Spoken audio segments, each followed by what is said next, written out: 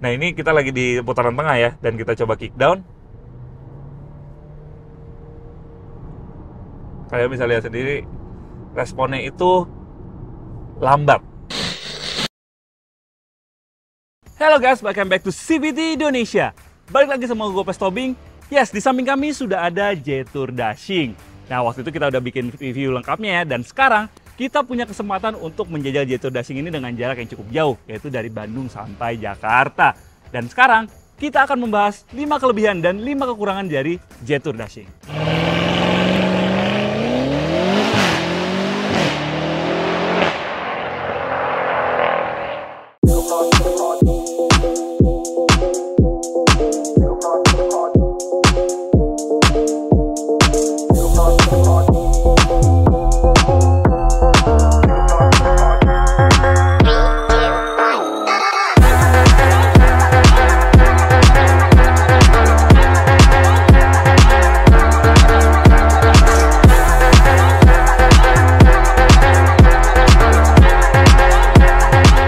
Ya, kelebihan yang pertama yaitu ada terletak pada desainnya. Kalau kalian lihat desain depannya ini agresif banget ya. Dia permainan grillnya bagus nih, gede banget. Jadi membuat mobil ini kelihatan gahar di jalan. Dan kalau kalian lihat nih depannya itu seperti SUV high performance asal Italia. Nah, terus juga permainan lampunya juga bagus banget. Dia bentuknya nih sporty banget, kecil. Terus juga lampunya juga udah full LED dari DRL, lampu sen, lampu utama sampai high beamnya. Terus di depan sini ada tulisan Jetour. Dan ada motif checker flag-nya di belakang, jadi buat mobil ini makin sporty juga. Dan lampu belakangnya sudah full LED, ditambah dia punya high mount stop lamp yang bentuknya tuh kayak mobil F1 ya, lampu belakang mobil F1 ya. Kalau misalnya lagi wet race gitu, itu suka ada nyala lampu ya. Dan itu bentuknya mirip banget sama lampu high mount stop lamp-nya si Jetour Dashing ini. Untuk desain sampingnya sendiri, ya dia tidak seagresif desain depan dan desain belakangnya, tapi tetap bagus, tarikan garisnya sederhana. Dan dia ditopang dengan ban berukuran 19 inci yang dibalut dengan ban 235 R19 yang membuat mobil ini punya desain yang harmonis banget. Ditambah lagi di sampingnya, dia sudah memakai door handle yang modelnya flush seperti mobil-mobil EV ya. Jadi membuat mobil ini punya desain yang lebih modern. Kelebihan yang kedua yaitu pada bagasinya yang luas ya. Dia pertama, bagusnya dia sudah dilengkapi dengan power back door untuk pembukaan bagasi dan pembukaannya cukup cepat ya. Untuk ukuran power back door ini cepat. Nah, ini bagasinya luasnya di 486 liter dan ini menjadi yang terbesar di kelasnya. Kalau lihat dimensinya memang no wonder sih, karena dia memang panjangnya ada di 4590 mm dan lebarnya di 1900 mm dan tingginya di 1680 mm dan wheelbase-nya di 2720 mm. Jadi untuk di kelasnya di compact crossover jelas ini menjadi punya dimensi yang paling besar. Dan ini translate ke bagasinya. Nih, bisa kalian lihat nih. Tasnya banyak banget dan bisa masuk dengan mudah tanpa harus ditata gimana-gimana. Dan ini sesuai banget sama kebutuhan masyarakat Indonesia yang suka banget mobil spacious. Kelebihan yang ketiga yaitu adanya 360 voice command. Ya, ini bukan voice command yang bisa muter-muter ya, tapi dia punya tombol shortcut voice command di semua pintu kecuali pintu driver karena memang udah ada tombol di setirnya. Jadi setiap penumpang itu bisa memberikan voice command kepada Jetour Dashing ini. Jadi Jetour Dashing ini sudah dilengkapi dengan fungsi voice command untuk menjalankan fungsi-fungsi mobil. Seperti misalnya membuka jendela. Jadi kalian tinggal pencet di sini, ada tombol bentuknya seperti bintang. Kalian pencet, kalian tinggal bilang fungsi apa yang kalian mau. Open sunroof.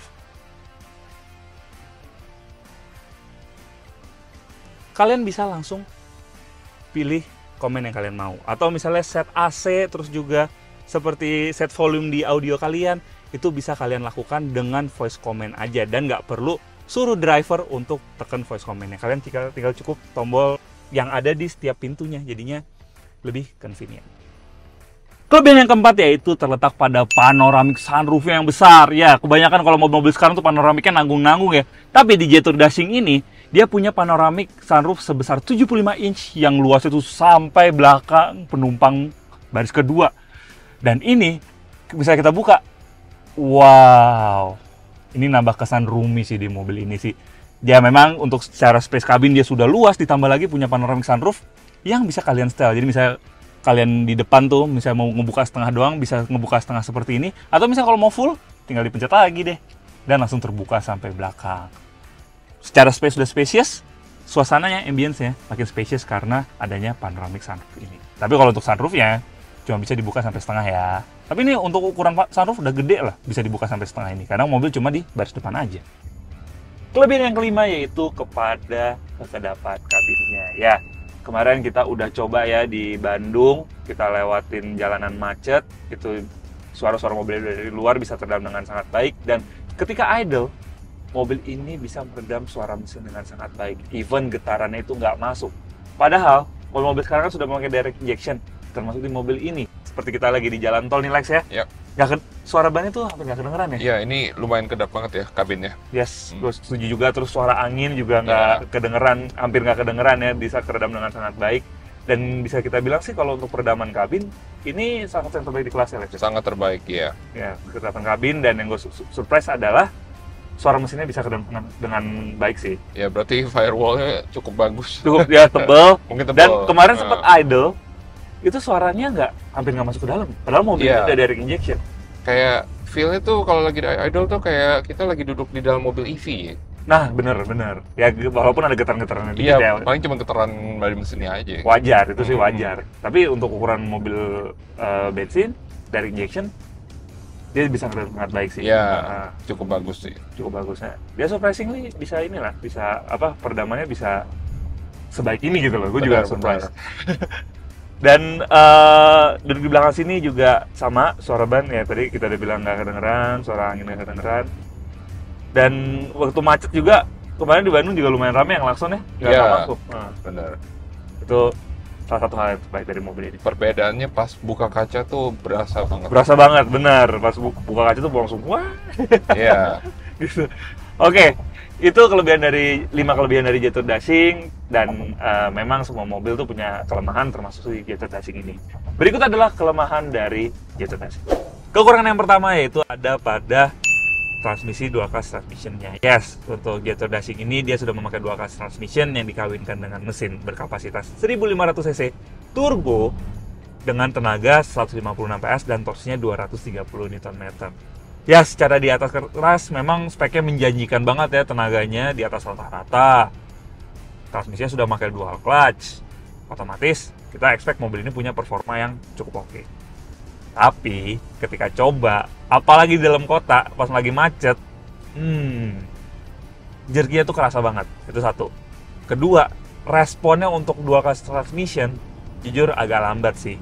Apalagi kalau misalnya kita mau keluar mungkin dari tempat kita, kalau case kita tuh di tempat kita yang nginep ya, mau ke jalan gede, itu respon transmisinya agak lambat. Nah, kalau misalnya agak lambat, kita refleks ngegasnya lebih dalam kan, gitu, gasnya lebih dalam, tiba-tiba tenaganya ada, mobil langsung bisa berakselerasi secara agresif.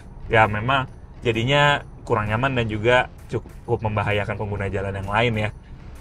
Terus juga kalau kemarin kita coba di tanjakan, kita mau nyalip mobil depan kita mau kick down, itu nunggu dulu baru ada tenaganya. Ya, jadi agak gimana ya, agak bertolak belakang sama responnya di City yang terkenal responsif gitu. Terus kalau di tol seperti ini, nah ini kita lagi di putaran tengah ya, dan kita coba kick down.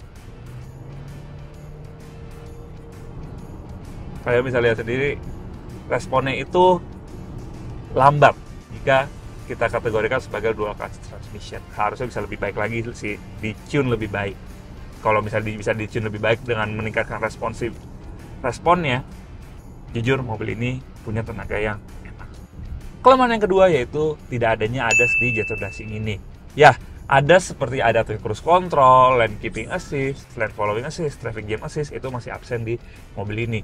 Hal ini tentu bisa menjadi deal breaker ya ketika orang melihat mobil ini, lihat mungkin desainnya udah oke, dia mungkin cocok sama tenaganya yang cukup melimpah ya di atas kertas ya. Tapi gitu, dia ngeliat nggak ada ADAS mungkin akan berpikir dua kali, karena memang pilihan di kelas ini tuh banyak banget, dan banyak banget mobil pesaing-pesaingnya itu ADAS-nya udah lengkap. Di Jethro Dashing ini memang belum ada dilengkapi ADAS, tapi bagusnya dia sudah dilengkapi dengan blind spot warning ketika kita mau pindah jalur gitu ya. Tiba-tiba ada kendaraan di samping kita, dia langsung akan menyalakan indikator di spionnya, jadi kita lebih aware. Tapi mungkin mobil ini bisa menjadi pilihan buat orang yang tidak suka ketika nyetir itu diintervensi sama ADAS. Mungkin misalnya ketika refleks harus pindah jalur, dia harus nyalain sen mungkin secara cepet ya. Biasanya kan ADAS itu suka intervensi kan. Tapi kalau misalnya mungkin nggak ada ADAS ini bisa lebih nyaman gitu. Tapi secara keamanan memang jika dibandingkan dengan pesaing-pesaingnya bukan yang terbaik. Kekurangan yang ketiga yaitu pada instrumen clusternya yang menurut kami kurang akurat ya. Ya ini mungkin karena memang dari frame rate-nya kita bisa lihat dia itu punya frame rate yang masih agak ketinggalan zaman. Jadi dia tidak bisa sehalus mobil-mobil lain yang sudah memakai instrumen digital seperti di Jetour Dashing ini. Nah untuk instrumen clusternya sendiri dia sudah memakai full digital dan ukuran di 10,2 inci. Sebenarnya secara ukuran dia oke ya, nggak terlalu kecil, nggak terlalu besar juga. Tapi entah kenapa frame rate-nya ini sebenarnya harus bisa diimprove lagi sih, karena memang kemarin kita coba ngegas gitu ya, pas lagi berhenti kita coba geber-geber dikit, dia ngikutnya tuh agak lambat, dan ketika di tol seperti ini kita agak becek gini, dia naiknya juga nggak langsung ngikut gitu, jadi ketinggalan sepersekian detik baru dia ngikutin di RPM yang akurat. Ya memang kita kalau nyetir nggak selalu ngelihat instrumen cluster sih, tapi ketika kita butuhkan informasi yang akurat di instrumen cluster ini, Jetour Dashing ini tidak bisa memberikannya dengan baik. Kelemahan yang keempat yaitu pada tulisan di head unitnya. Ya, padahal sebenarnya dia untuk head unitnya dia udah pakai layar yang cukup decent ya, ukurannya di 10,25 inci. Tapi entah kenapa tulisannya itu menurut kami terlalu kecil. Jadi menyulitkan kami kalau misalnya mau ngebaca tulisan yang ada di head unitnya. Ya, agak disayangkan sih. Padahal sebenarnya ini kalau bezelnya dikecilin, dia bisa pakai layar yang lebih besar, otomatis tulisannya bisa lebih besar. Jadi memudahkan kita juga. Tapi bagusnya dia sudah support Apple CarPlay dan Android Auto baik secara wired maupun wireless. Itu nilai plusnya sih. Tapi tetap aja, untuk tulisannya menurut kami terlalu kecil. Kelemahan yang kelima yaitu adanya tombol dummy pada setirnya. Yes, jadi di sebelah kanan setirnya ini ada tombol untuk mengatur entertainment systemnya ya. Jadi untuk fast forward, rewind lagu kalian, mengganti mode dari layar entertainment systemnya, dan untuk mengangkat dan menutup telepon. Nah, di tengah ini ada seperti trackpad yang kita tadi udah seneng. Mungkin ini buat ngatur head unitnya. Tapi pas kita pegang, ternyata tidak berfungsi. Mungkin dia mirroring dari sebelah kirinya, yaitu kalau sebelah kirinya itu ada tombol OK yang bentuknya kotak untuk settingan dari instrumen clusternya. Nah, mungkin dia mirroring, akhirnya di sebelah sini nggak bisa dipasang apa-apa, akhirnya dibikin mati kayak gini. Ya sebenarnya kalau misalnya bikin trackpad ini akan sangat convenient sih untuk kita mengatur head unitnya, tapi bagusnya untuk menutup kelemahan di sini, dia sudah memakai dial yang sudah capacitive touch di tengah sini, jadi cukup convenient. Ya itulah 5 kelebihan dan 5 kekurangan dari Jetour Dashing, dan itu penilaian kami ya. Jadi kalau misalnya kalian punya penilaian berbeda, feel free untuk leave komen di bawah. Tapi secara overall menurut kami setelah mencoba Jetour Dashing ini dari Bandung sampai Jakarta, mobil ini punya nilai jual tuh terkuat di space dan juga settingan suspensinya yang cukup nyaman. Ya memang kalau di China sana mobil ini terkenal untuk mobil jarak jauh ya, jadinya dia sangat menekankan kenyamanan dan juga space-nya karena untuk bawa barang. Tapi secara fitur, mengingat pesaingnya di kelasnya yang sudah lebih dahulu datang ke Indonesia, ya mobil ini harus segera berbenah diri sih, karena salah satunya dia tidak ada ADAS itu, dan itu menurut kami agak cukup menjadi disadvantage bagi Jetour Dashing ini. Dan itu juga agak anti-mainstream jika kalau kita lihat mobil-mobil Cina lainnya yang punya fitur segudang, menurut kami fiturnya biasa-biasa saja. Mengingat harga yang sudah start dari 400 jutaan sampai 430 jutaan, yang menurut kami harganya tidak terlalu kompetitif ya, ya harusnya memang mobil ini bisa diimprove lagi sih. Padahal karena desainnya memang sudah cukup striking, apalagi pilihan warnanya juga oke bang. Oke CVT, sekian review kali ini. Jangan lupa like video ini, subscribe ke YouTube channel CVT Indonesia, dan nyalakan lonceng notifikasi. Main-main juga ke Instagram kami di @cvt.indonesia. Di situ banyak story kalau kita lagi syuting dan berita otomotif di dunia maupun di tanah air. Dan berita otomotif kalian sekarang bisa baca di website kami di cvtindonesia.co.id. Dan apabila kalian tertarik untuk meminang Jetour Dashing ini atau lineup Jetour lainnya yang sudah ada di Indonesia, kalian bisa langsung akses website kami di cvtindonesia.co.id juga. Dan pastinya kami akan memberikan penawaran menarik. Dan sekarang CVT kami sudah memiliki TikTok di CVT Indonesia, jadi buat kalian yang TikToker bisa langsung follow TikTok kami. Oke CVT, gue Gopas Tobing, pamit dulu.